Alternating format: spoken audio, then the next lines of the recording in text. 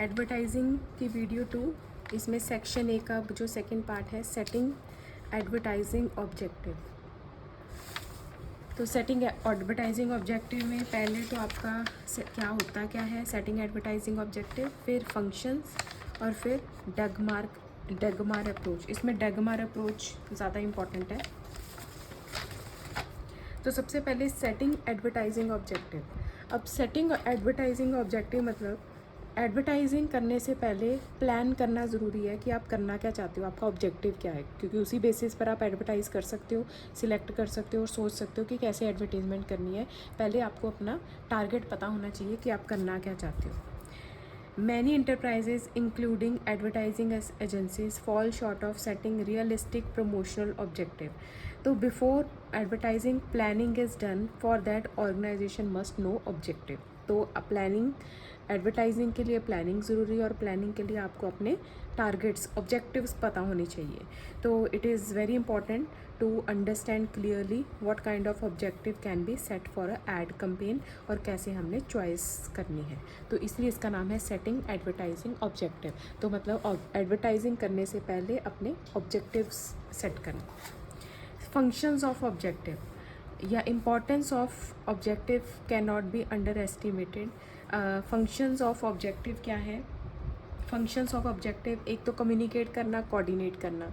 अब क्योंकि हम किसी के थ्रू एडवर्टाइजमेंट कर रहे हैं, ठीक है, तो इसलिए उनको प्रॉपरली बताना, कम्युनिकेट करना और उनके साथ मिल के अपना कोऑर्डिनेशन करना, क्योंकि हमारी एडवर्टीज़मेंट या मैगज़ीन में होएगी, न्यूज़पेपर में होएगी, किसी सोशल मीडिया के थ्रू होएगी, तो हमें उनके साथ प्रॉपर कोऑर्डिनेट करना है, उनको अच्छे से कम्युनिकेट करना है, कोऑर्डिनेट करना है, तभी हमारा जो है एडवर्टाइजिंग अच्छे से होएगी। तो one of the function of objective is to operate as communication and coordination devices.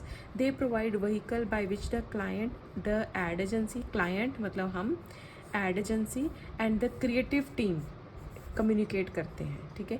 Then objectives also serve to coordinate copy writer, radio specialist, media buyer. तो इन सबको कोऑर्डिनेट करना मतलब मिलजुल के काम करना अच्छे से।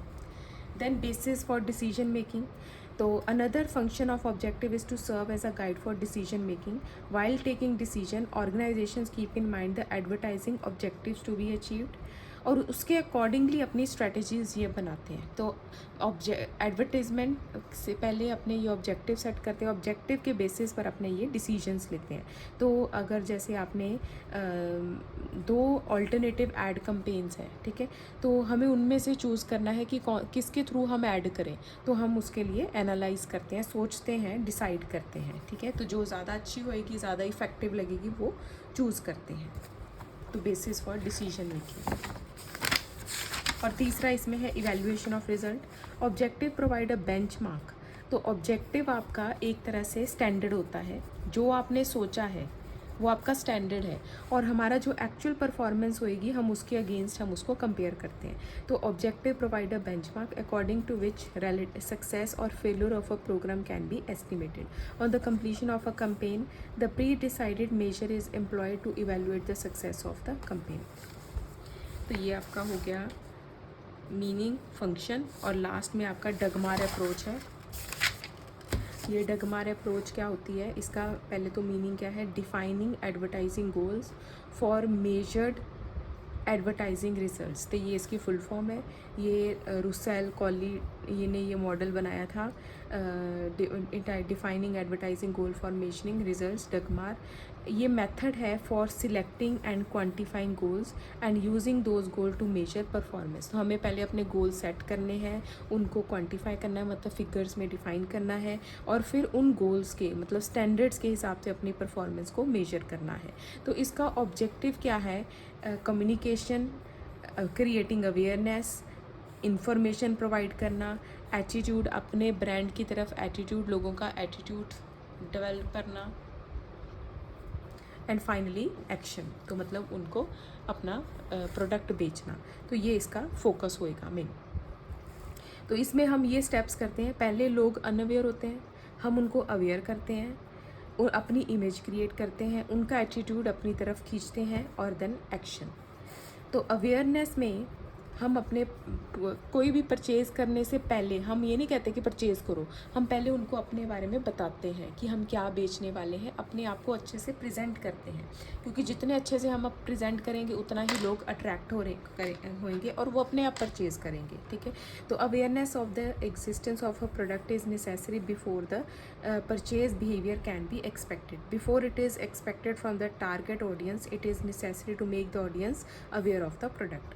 फिर हम क्या करेंगे, कॉम्प्रीहेंशन। अब सिर्फ अवेयरनेस क्रिएट करना इनफ नहीं है कि हमारा प्रोडक्ट आया है, उसके बारे में, प्रोडक्ट के बारे में इंफॉर्मेशन प्रोवाइड करना भी ज़रूरी है, ठीक है। तो हम उनको सारा अपनी इंफॉर्मेशन प्रोवाइड करते हैं रिगार्डिंग द प्रोडक्ट। फिर एटीट्यूड या conviction. Conviction means where the customer compare different product to buy the product. अब सिर्फ हम नहीं हैं, हमारे जैसे और भी हैं, कंपेटिटर्स हैं, क्योंकि हम जो प्रोडक्ट बेचेंगे और भी लोग वैसा प्रोडक्ट बेच रहे होंगे या बेचने वाले हैं, तो हमें कस्टमर्स कंपेयर करते हैं, ठीक है।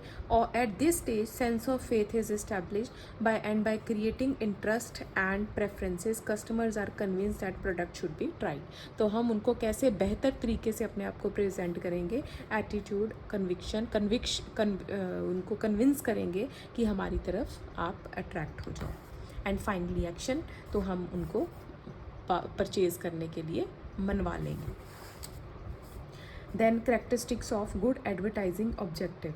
तो इसके क्या क्या एडजेक्टिव होने चाहिए? पहले तो मेजरेबल एंड कॉन्क्रीट होना चाहिए। कॉन्क्रीट मतलब एडवर्टीजमेंट करने से पहले आपको पता होना चाहिए कि आप करने क्या वाले हो, पूरे फुल प्रूफ प्लान के साथ आपने एडवर्टीजमेंट करनी है।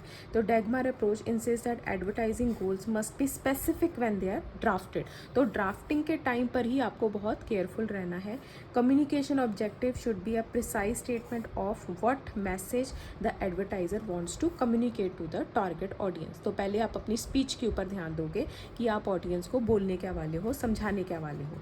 फॉर इंस्टेंस, अगर आप जैसे प्रोटीन ड्रिंक कोई बेचने वाले हो, अब आपने प्रोटीन ड्रिंक बेच रहे हो, तो इट्स बेटर कि आप उसके प्रोटीन कंटेंट की तरफ फोकस लोगों को बताओ कि कितना प्रोटीन कंटेंट है, रेदर देन कि आप सिर्फ ये बताओ कि आप प्रोटीन ड्रिंक बेचने वाले हो। तो manager would decide to promote its protein content. तो just mentioning the protein content is not sufficient. तो आप उसको क्वांटिटी भी बताओ कि कंपैरेटिवली आप कितना ज़्यादा प्रोटीन दे रहे हो। Then target audience, again audience को टारगेट करना should be well explain. For example, if goal was to increase awareness, it is essential to know the target audience specifically. The standard measure cannot be developed without a specification of the target segment.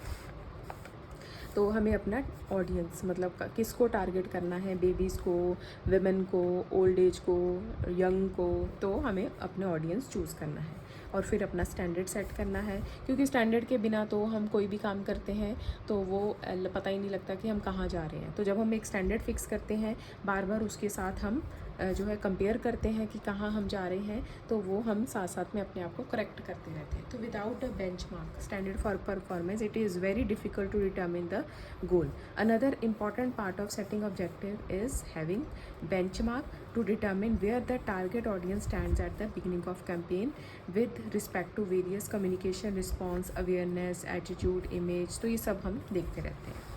Time factor, अच्छा advertisement का एक time भी limit करना है, ठीक है। जब तक आपने टारगेट अपना अचीव करना है, 6 महीने, 1 साल, तो उतने में आपको टाइम के बीच में अपने आप को फाइनल करना है।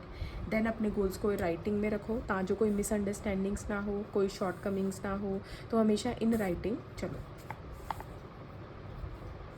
तो ये था आपका इसके करेक्टरिस्टिक्स एंड चैलेंजेस क्या है। अब जो डैगमार है ये ज़्यादातर अपने ब्रांड अवेयरनेस की तरफ ध्यान देता है। अवेयरनेस, इमेज बिल्डिंग, एटीट्यूड को चेंज करना, ये इसके ऊपर फोकस करता है। लेकिन ये कुछ चैलेंजेस फेस करता है। पहला क्या, सेल गोल। अब ये सिर्फ फोकस करता है कि हमने कस्टमर्स को अपनी तरफ अट्रैक्ट करना है, लेकिन एडवर्टीजमेंट का जो मेन टारगेट होना चाहिए वो होना चाहिए सेल्स को बढ़ाना, ठीक है। तो it is strongly believed by some theories that sale is the only goal of advertising, it should be the only goal of advertising.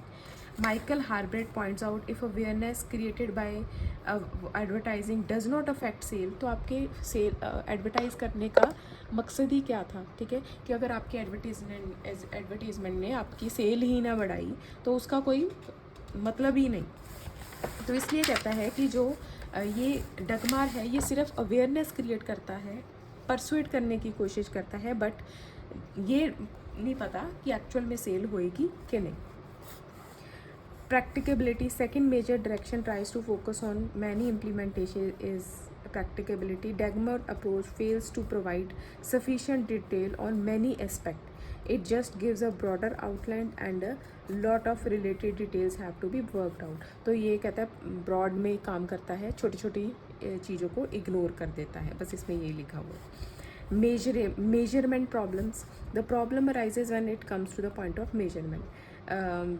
क्या मेजर क्या करना है यही नहीं पता होता, ठीक है, तो हम सिर्फ अवेयरनेस, एटीट्यूड, ब्रांड कॉम्प्रीहेंशन की बात करते हैं, तो क्या मेजर किसके साथ मेजर करें, क्या करें, वो समझ नहीं आता। Noise in the system, another problem is the noise that exist in communication process. It is objected that the situation is similar to that in simple model involving sale objective. It has been establish that there are many, तो ये आपने यहाँ पे लिख लेना है। Unplanned publicity और production can also affect an awareness campaign, ठीक है, तो ये एग्जांपल्स लिख लेनी है कि अगर आपका अनप्लान्ड पब्लिसिटी है, कंपेटिटिव प्रमोशन है, तो उससे वो हिंड्रेंस बन जाती है। Hinders great ideas. All advertisers aspire to develop the great creative ideas. Dagmar is fundamentally a rational, planned approach that provides basic guidelines to creative people. The focus point here is that it does not have any influence on their work. It must be hindering their efforts.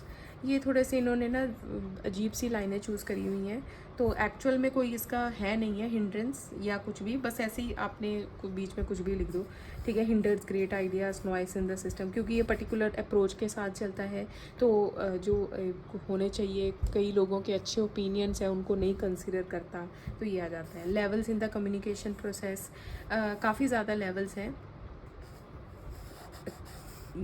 जो ये model है ये हर जगह apply नहीं हो सकता, particular sections पे ही apply हो सकता है।